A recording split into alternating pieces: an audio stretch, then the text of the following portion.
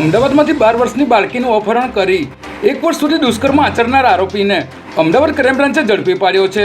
જેમાં અમદાવાદના પૂર્વ વિસ્તારમાં રહેતી 12 વર્ષીય સગીરા ઘરની બહાર રમી રહી હતી ત્યારે પડોશમાં રહેતો અંકુર શર્મા વાતોમાં ફસાવીને તેને લઈ ગયો હતો।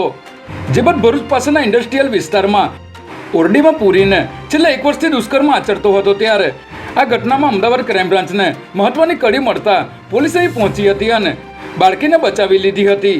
જ્યારે પોલીસે આરોપીની ધરપકડ કરી તેને કડકમાં કડક સજા થાય તે માટેના પ્રયાસો શરૂ કર્યા છે। પોલીસ દ્વારા હાલ કડક ચેકિંગ હાથ ધરીને સ્કૂલ વાહનોને ડિટેન કરવામાં આવી રહ્યા છે અને દંડની વસૂલાત કરવામાં આવી રહી છે।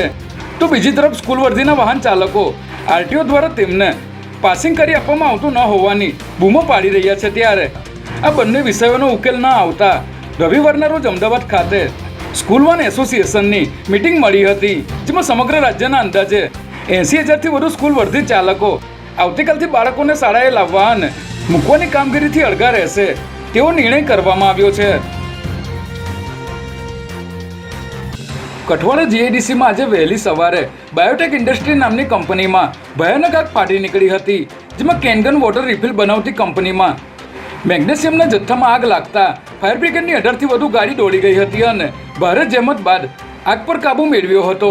આ ઘટનાને પગલે 40થી વધુ લોકોનું રેસ્ક્યુ કરવામાં આવ્યું હતું। જે બાદ સવાર સુધી કુલિંગ કરવાની કામગીરી કરવામાં આવી હતી।